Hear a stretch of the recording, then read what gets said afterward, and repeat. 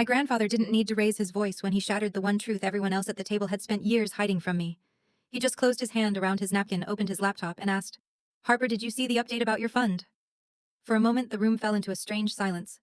Brooke froze mid-smile. My father looked sick and my mother's fork slipped from her fingers. I felt the world tilt because I had no idea any fund existed under my name, and whatever Grandpa revealed next didn't just interrupt dinner, it rewrote everything I thought I knew about my family. Before I go any further, tell me where you're watching from, and hit like and subscribe if you've ever trusted your family just a little too much and ended up regretting it. Stories like mine don't happen in the dark, they happen right at the dinner table in front of people who smile at you while hiding the very thing you deserve to know. Stay with me. It gets worse. I didn't grow up thinking my family was broken. I grew up thinking I was the problem. The quiet one, the low-maintenance daughter. The one who supposedly didn't need much. That belief didn't come from one moment, it came from 100 small cuts disguised as normal life. One of the first came when I was 9. A humid summer evening, the dining room fan rattling like it was dying. Caroline plated Brooke's food, carefully arranging everything like she was feeding royalty. When she got to me, she paused, gave me half a scoop, then said, "You get overwhelmed when you eat too much." Brooke leaned over, smirking. "Guess who Mom loves more?" I laughed. "That's what I always did?" Laugh, swallow, shrink. But even at 9 it stung. By 12 the pattern was routine. I won second place in a statewide writing contest. My English teacher printed the story, proud enough to hand it to my parents herself. Caroline skimmed 3 lines, said, "We'll read it later." Brooke has rehearsal, and tossed it on the passenger seat. That night we sat for 2 hours in a gym full of hairspray and echoing music, while Brooke twirled under bright studio lights. No one ever mentioned my story again. I told myself it wasn't important, but it lodged in me like a pebble I kept stepping on. 17 was the year I learned to treat every question like a burden. Asking for anything felt like triggering an alarm. That was when Caroline mentioned almost carelessly that there would be extra help for college, nothing concrete, just a vague promise dropped between bites of dinner. I clung to it anyway. At the time I thought she meant emotional encouragement. I didn't know she was lying about something much bigger. Then came Brooke's scholarship ceremony. The auditorium smelled like perfume and new carpet cameras flashing non-stop. I didn't sit with my family. I was backstage steaming, Brooke's dress, fixing her makeup bag, holding her purse because Caroline said Brooke needs support. "Harper, you're good at that." When Brooke walked across the stage under blue-white lights, the applause roared. I stood in the wings holding a wrinkled garment bag. I told myself it didn't matter. But something in me hollowed out that night. The only person who ever looked at me without comparison was Grandpa Raymond. He showed up to my graduation when my parents couldn't get through traffic. He brought me books that felt like gifts, meant for my mind, not my role in the family. He once told me quiet people see everything. I didn't understand then. I do now. College was survival. My dorm smelled like burnt coffee and mildew. I worked late shifts at a grocery store, the neon lights buzzing like mosquitoes. One winter evening my card almost declined for a $22 grocery bill. I joked my way out of it, pretending I forgot to transfer money. But that night in my tiny room, I pressed my hand over my mouth to keep from sobbing. I thought it was normal. I thought everyone struggled like that. I thought being broke was just my fate. I was wrong. It was engineered. And the first real sign of that was something I didn't receive: a missing envelope that should have changed everything. The missing envelope became the first loose thread in a fabric my family never expected me to pull. It resurfaced during a phone call with Grandpa in my freshman year. I was sitting on my dorm bed wrapped in a cheap blanket that smelled like detergent and exhaustion when he said, "I hope the little gift I sent helped with books." I blinked. "What gift?" "The envelope I mailed after your graduation." Caroline said she passed it on. My stomach tightened. Something cold slipped under my skin. "I never got anything," I whispered. He paused just long enough to confirm he wasn't mistaken. "Strange," he murmured. "It had my initials on the seal. I should have asked more questions. I didn't. Back then asking felt dangerous." The next year I got sick fever, shaking, the kind of sick that makes the room spin. I called Caroline hoping for comfort. All she said was, "Harper, don't make everything dramatic. You can't flake on work every time you feel tired." So I dragged myself to my grocery shift, the store smelling like bleach and cold air, my body aching. When I got home, Jada, my roommate, pressed the back of her hand to my forehead and cursed under her breath. "Your mom let you work like this?" she demanded. I didn't answer. I didn't have words. It was Jada who first voiced the thing I'd been too conditioned to see.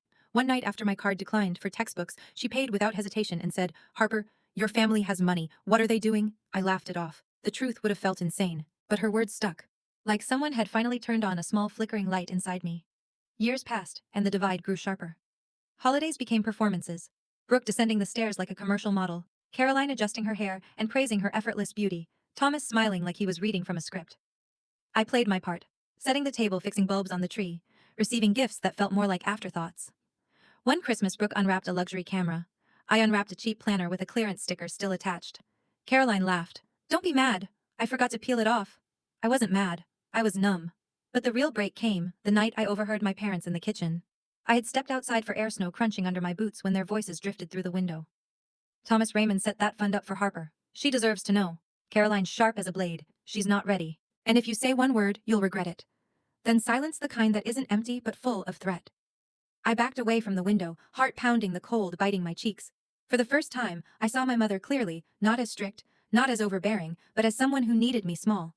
The next month another crack formed. Brooke called me during a break at work, her voice sugary.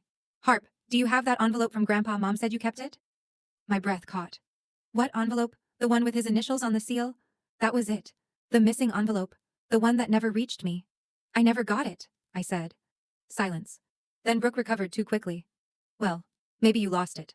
Mom always said you're not organized." She hung up, and something inside me snapped into focus. The truth wasn't hiding, it was waiting. And all the cracks were about to converge at Thanksgiving. By 24, the life I lived and the life my family pretended I lived had become two completely different worlds. At the community college, I guided students who were terrified of failing.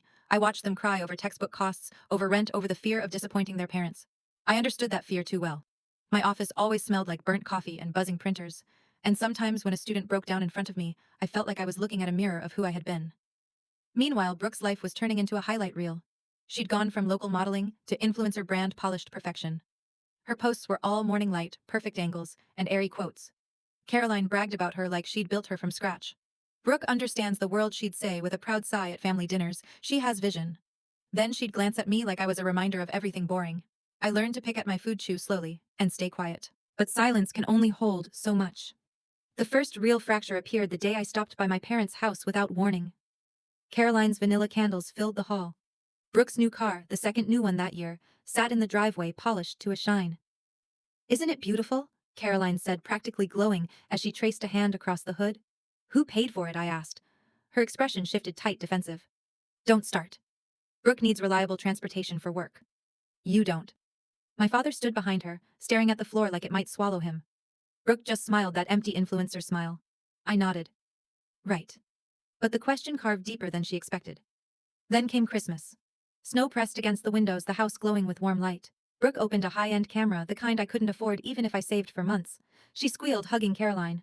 I opened a scented candle with a clearance sticker still stuck to the bottom. Caroline laughed awkwardly. "Oops, forgot to take that off." I forced a smile. "It's fine," but something in me tightened, sharp, steady. The next crack came when Brooke invited me to help with a live stream. "You're good with lights," she said, which really meant she needed free labor.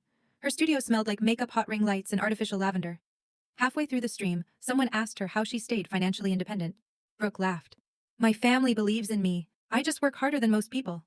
Then she glanced sideways at me off camera. "Some of us need a little more help, right? Harp?" The chat erupted in laughing emojis. I kept adjusting the light like nothing happened. But inside, something cold settled. A week later, Jada found me surrounded by unpaid bills on our apartment floor.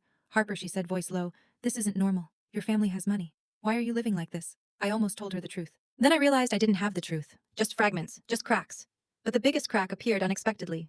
Grandpa Raymond showed up at my campus one snowy afternoon. He looked tired, more tired than I'd ever seen him. "Walk with me," he said. We circled the paths as salted snow crunched under our boots. He asked simple questions. Was I eating well? Did work treat me fairly? Did I need anything? I told him I was fine. He didn't look convinced. Before he left, he hugged me, firm, intentional. "You deserve the truth, Harper." The words hit harder than he probably meant them to. Truth. A word I hadn't realized had been missing from my life. And in that moment I felt it, the quiet shift in the air before a storm finally breaks. The storm finally began 2 weeks before Thanksgiving, on a night that should have been forgettable. I'd come home to grab a few things from my parents' attic. The house smelled like lemon cleaner and simmering onions, Caroline's usual attempt to make tension smell pleasant. As I climbed the stairs, my phone buzzed with a message from Jada. "Electricity overdue again. Did you pay it?" I paused on the landing, heart tightening. Another bill I couldn't cover. Another month of juggling things my family insisted I should somehow handle. Then I heard voices from my parents' room, low, sharp, urgent. "She's 26, Thomas." 26? "And she still needs hand-holding," Caroline hissed. "Maybe she wouldn't," my father whispered, "if she had access to know." The word cut like a blade. "I'm not repeating myself. She's not ready. She'd waste it. It's her money." Thomas tried again. A beat. Heavy. Buzzing. "Not anymore," she said. "And Ray won't find out, not if everyone does what they're supposed to." My breath stopped. Everyone. Meaning her.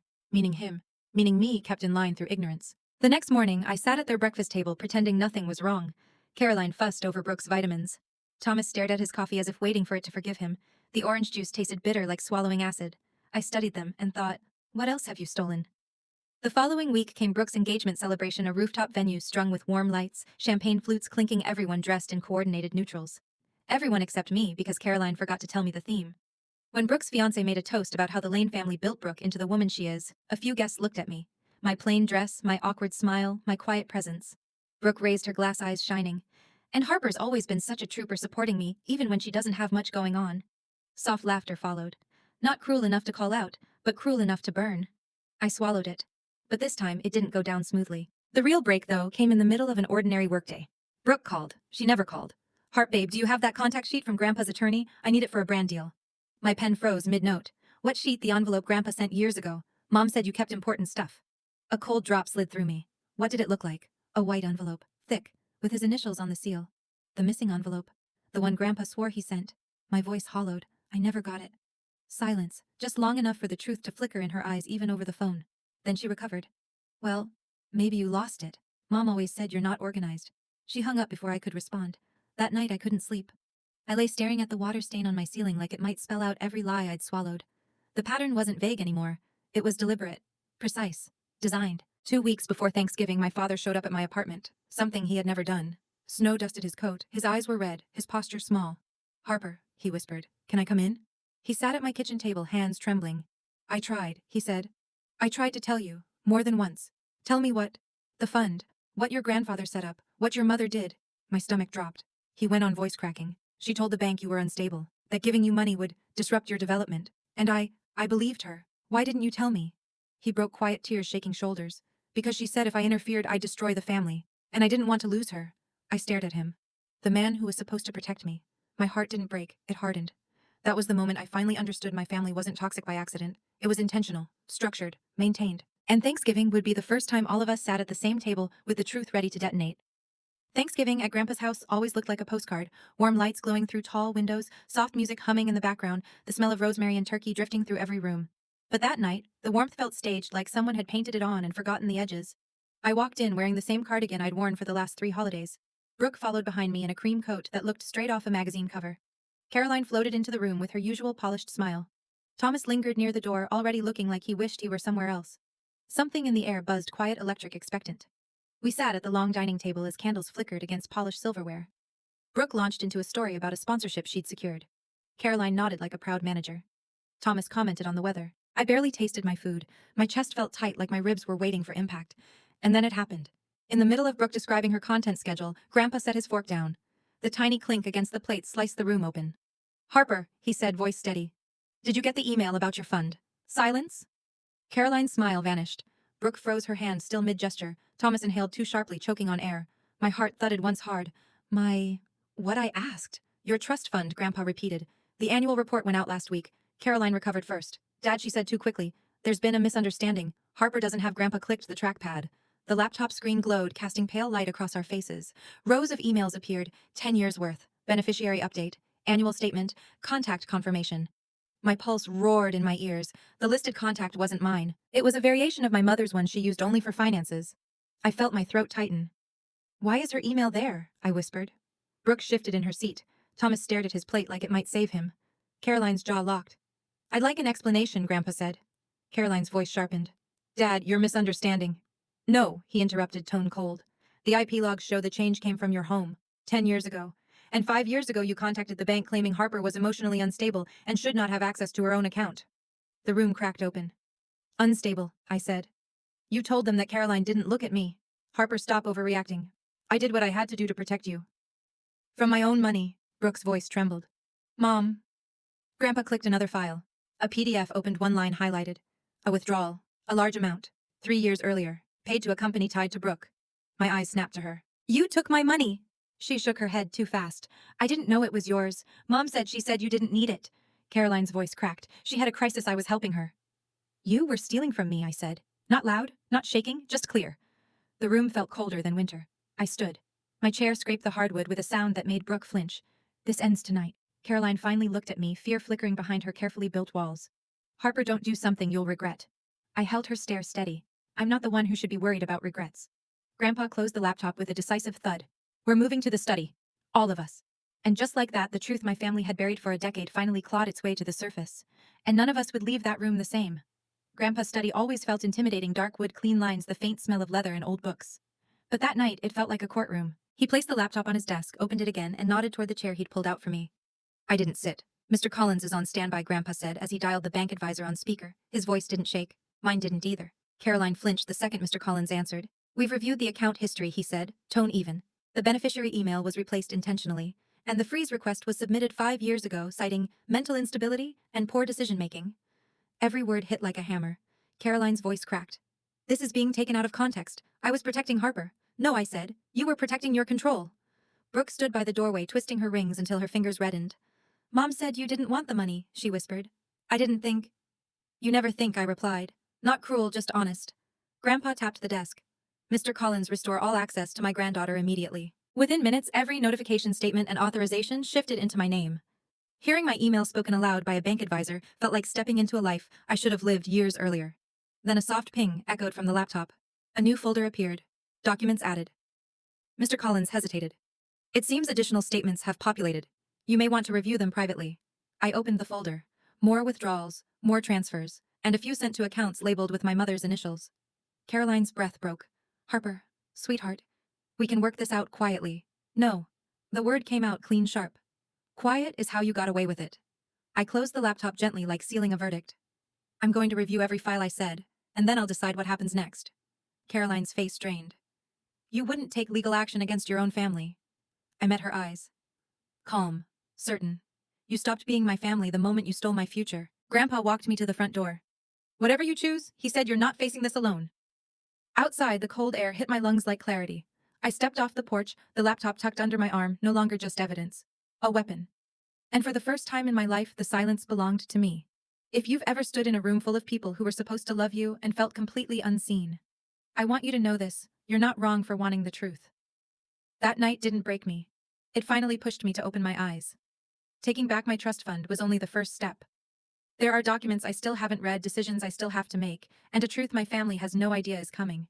If you've ever felt like the outsider in your own home, subscribe. This story isn't over.